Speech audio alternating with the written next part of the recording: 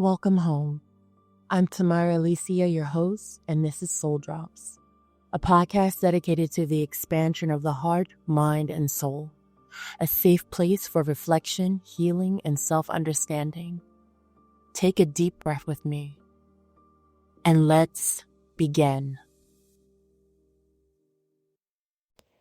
Hello, beautiful souls. Welcome back to Soul Drops. I am your host, Tamara Alicia. And today we are going to be discussing releasing ancestral trauma.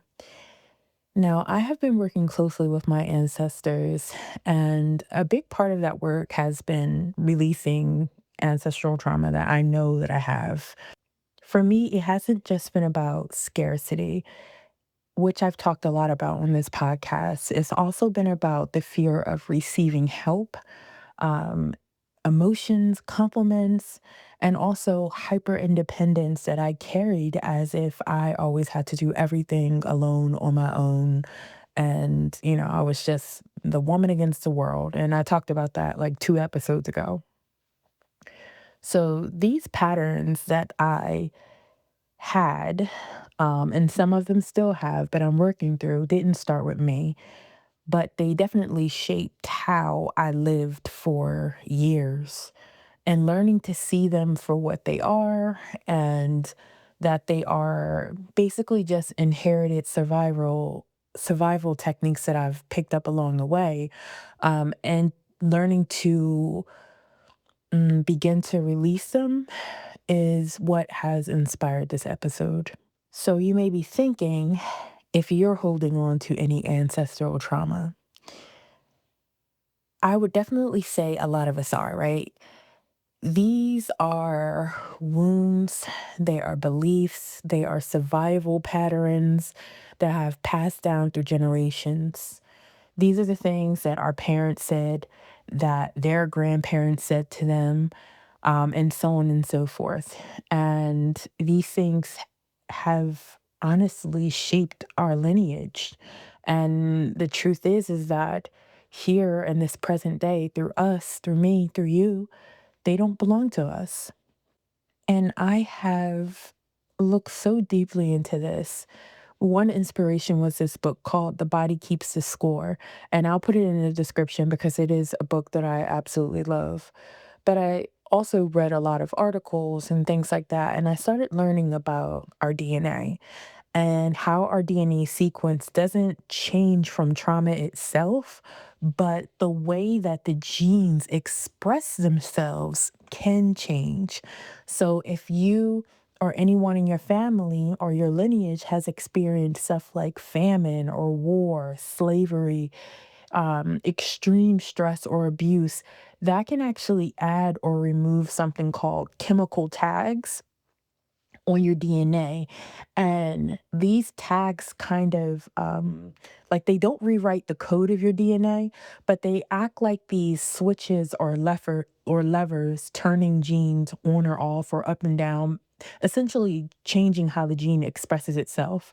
And when this happens in eggs or sperm, these settings can be passed down to children, even grandchildren, and so on and so forth. So this is not just some, woo woo thing that I'm talking about. This can also, you know, be proven scientifically. So I know on a broader spectrum, not just talking about me, but talking about African Americans kind of like as a whole, um, one way that we can think about this combination of science and ancestral trauma is think about slavery, right? And we can think about this through any type of group that has experienced any type of like um, slavery or bondage or indentured servitude, anything like that, right? But I'm Black, so I go with slavery. That's what I talk about. So slavery, systematic racism, generational poverty. African Americans have endured centuries of trauma, enslavement, forced family separation, lynchings, Jim Crow, redlining. I mean, you name it. And studies definitely have shown that this amount of stress and trauma throughout generations because it's like, it never stopped. It never stopped from slavery on down. It has never this type of trauma has never ended because it is a part of our experience just living. And it definitely has changed like our stress hormones, like cortisol, for example. So, if you're not sure what cortisol is a stress hormone that is linked to your fight or flight response, right? So, it can be altered in survivors of extreme violence, such as slavery and or systematic racism or things like that. And these changes can actually be passed down through children, right? Through that gene expression that I told you guys about. And so certain people within this group, African Americans, may carry heightened levels of stress, metabolic changes, vulnerability to anxiety and depression and hypertension. And I mean, this is happening in present day. And going back to that book that I had mentioned to you guys about the body keeping the score, there are communities of people that still experience these effects. And these effects come from, like having health disparities. We all know how African Americans are treated in the healthcare field. Accessibility to um, proper schools and also wealth inequality. That's another one. It's a big cycle of that survival driven decision making. Like I told you before, how many times I heard growing up, oh, we can't afford this. Oh, this is rich people. Oh, da, da, da." That's a level of that's trauma right there. That's trauma. And that's due to wealth inequality. And speaking of the body keeping the score, let's talk about intergenerational PTSD because there has been a lot of research showing the parallels between Holocaust survivors and African American descendants, showing similar signs of stress dysregulation passed down generationally. Maternal health is another thing. Black women in the US face disproportionate maternal mortality risk. And guess what it's linked to? Current racism in the healthcare system. But on top of that, it's also linked to inherited stress load from generations beforehand. So here we go again with that generational trauma, right? And we also can't forget about chronic diseases because I know that a lot of us know somebody with hypertension or diabetes or certain autoimmune conditions that are prevalent in African American communities and are partly due to inherited levels of survival stress. So I know that this podcast is mostly me talking about spiritual experiences and spiritual enlightenment and all of these other things, but I'm a person that loves science. And I also understand that science is, in a lot of ways, just now being able to explain some of the stuff that spirituality has been talking about for freaking eons. And so I like to talk about them both because I think that they are both important. And science validates what the community has always known spiritually, in my opinion, that the pain that is inherited from our ancestors is still with us today, right? And that the importance of healing that generational trauma is what will allow us to move forward and cut off that cycle so that we don't pass it down to our children and they don't pass it down to their children and et cetera, right? The healing process, the shadow work, the therapy, whatever it is, the community connection that we have to make in order to move through this, to break cycles, just don't change our life. Like it changes the future of our lineage. And this is important. And that's why I want to talk about it. I want to talk about how ancestral trauma shows up, how I've experienced it in my own life, and be very transparent about it. and how we can begin to work on releasing it so that it doesn't continue to run our lives or the lives of those who come after us. We owe it to them. We owe it to our ancestors to be able to remove that. We owe it to our children to be able to remove that. And I don't want you all to think that this is just about African Americans and this is just an African American phenomenon, because this is all of us, because all of us have ancestors. And, all of us most likely have ancestral trauma. And it's just not about history or some faraway memory. It's the responses, like survival responses, that are passed down through words that our parents say to us or our grandparents say to us, not realizing what they're saying.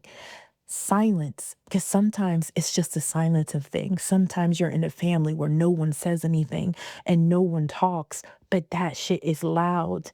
And even in our body, in our hips, where we hold a lot of stress, in our necks, and when our bodies become sick because we are handling too much and holding too much stress and too much trauma. And it can live in our family patterns too. Think about cycles of abandonment or constantly going after unhealthy relationships or silence around abuse or never even speaking about your emotions. Hello, that is me. That's the type of household I grew up in. And the truth is that so much of what we think is our problem, our trauma, didn't even actually start with us. So, after that mouthful, if you're still unsure if you are holding any ancestral trauma, I want to do a little activity with you guys. So you ever seen those social media videos where someone's talking and they're like, put down a finger if you blah blah blah. Put down a finger if you da da da, whatever the thing is. So we're gonna do that, right? If you're driving, obviously don't do this. 10 and 2, keep those hands on the wheel. But if you're in a place where you can safely do this, then, try it. All right, so here we go. I wrote these down. So if you grew up hearing, we can't afford that, or life is nothing but a struggle. And even now, when you dream big about something that you want to do, right? There is this little voice inside of you that's telling you, like, you probably can't get that. You think you can actually do this? Oh, you might want to wait. Number two, you spent your whole life being the peacemaker. Oh gosh. The one who holds everyone together. You know exactly the person that I'm talking about. If you're not this person, you know who this person is in your family. Even when you're at your breaking point, you feel the need to be Mr. or Mrs. Peacemaker. Number three, your nervous system is always on edge. So you're always scanning for danger. You're always waiting for the other shoe to drop, even in moments where you feel or you think you should feel safe, or if everything is like kind of going good and you're just like, hold on. You just looking for something bad to happen instead of realizing that you just deserve good things.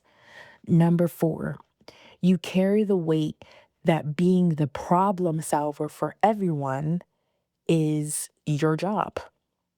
Like, you have to fix everything or everything will fall apart. Number five, you overwork, overgive, or overplease because some part of you believes that this is kind of like what you need to do to prove that you're worthy of love or safety or belonging, and that you have to earn these things through the sacrifice of your time, of your love, of your energy, of whatever it is. Number six, you hold shame and silence around who you are. I'm going to say that one again. You hold shame and silence around who you are, what you've been through, or what your family has endured, as if it's unsafe to speak your truth out loud. Some of you may be terrified to speak your truth out loud. Number seven, your emotions rise. You feel triggered constantly: grief, anger, fear.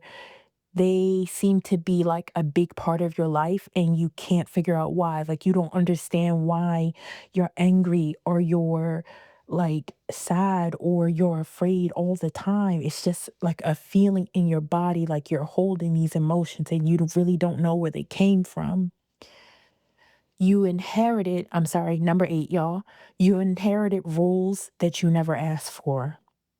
And as the oldest in an African American family of a single mother, yes, yes, Imma put a finger down for that one.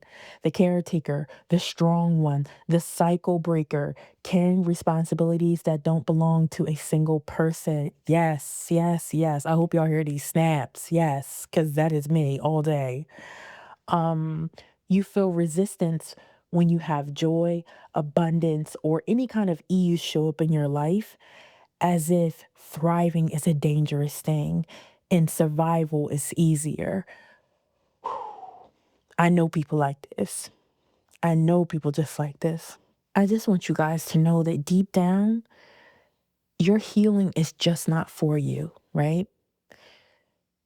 Your healing, like I said before, is for your ancestors because they are watching and they are waiting and they are rooting for you to get through this because it was something that they weren't able to do. And they are looking forward to this pattern finally ending with someone being able to end this thing. And if any of that feels familiar for you, you may be holding on to trauma that started long before you were born.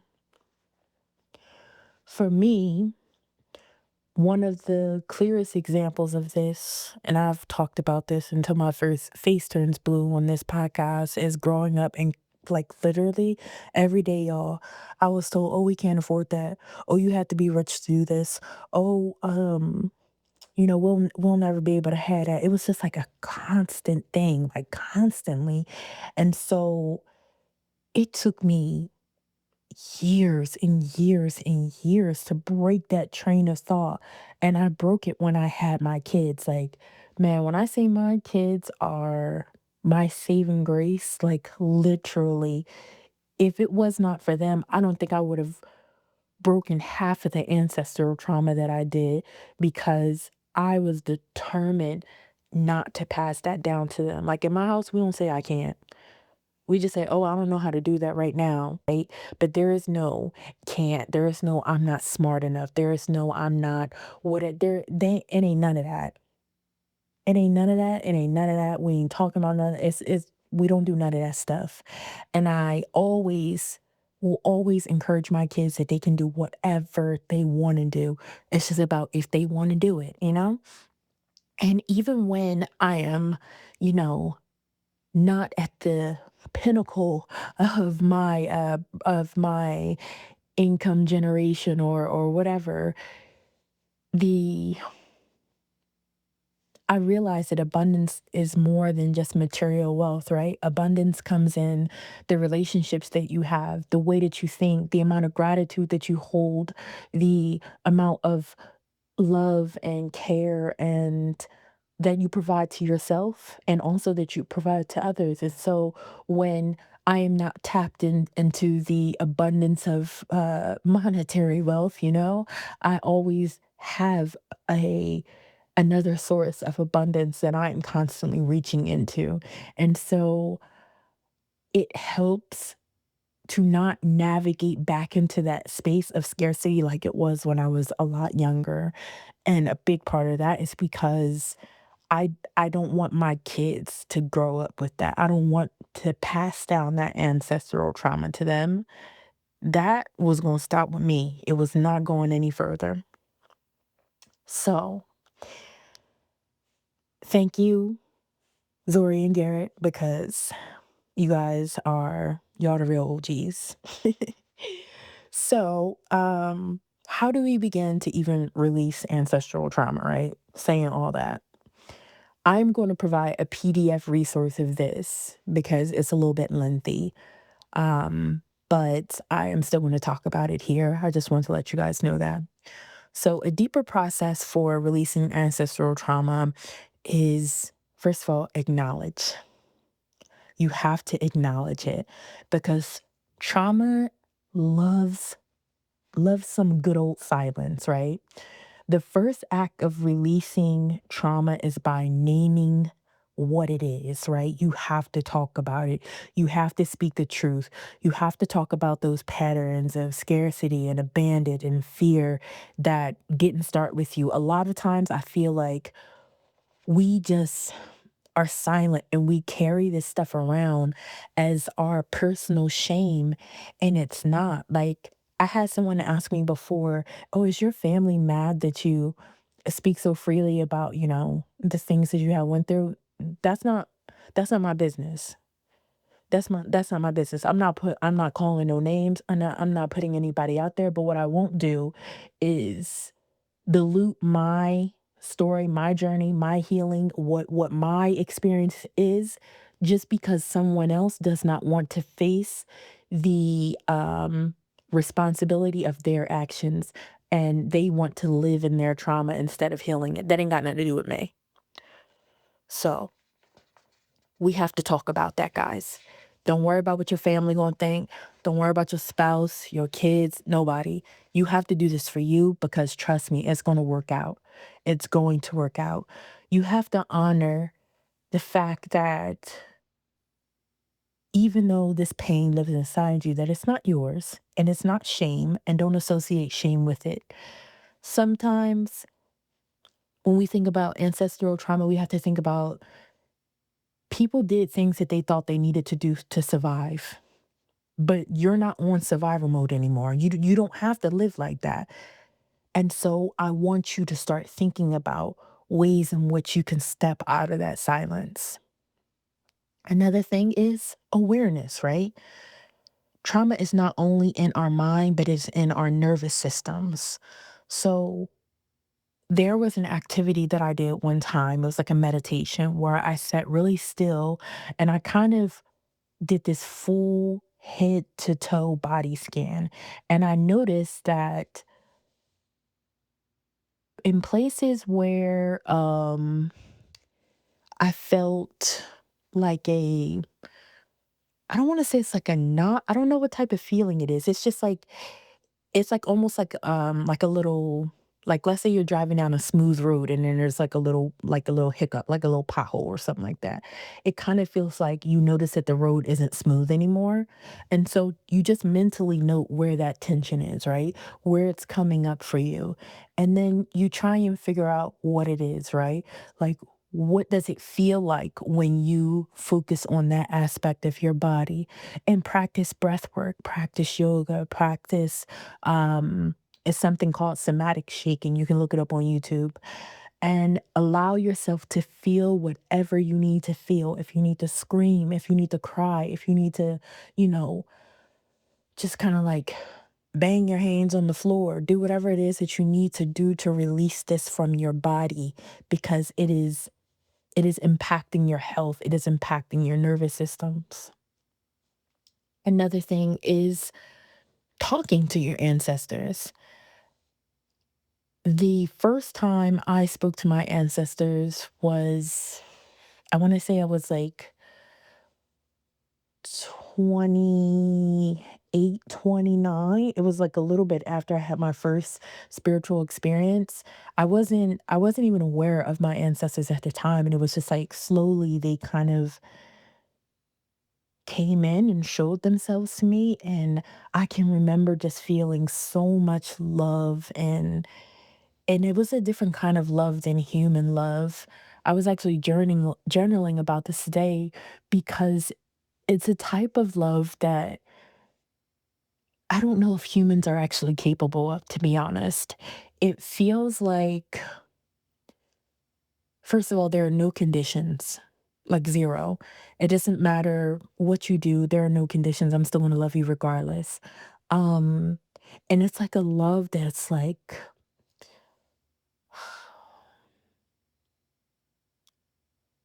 you can feel it throughout your entire being, like someone loving every single cell of you as if it were the whole of you. Like that's the best way I can describe this type of love. And it just makes you want to cry because you just feel so loved and seen and embraced. And it took me a little while to get to that point of being able to fully understand that experience because it was my first time connecting with them. And now, I mean, I connect with them very often. And I visit the spiritual realm quite often through meditation. And yeah, so that is something that can deeply help you as well.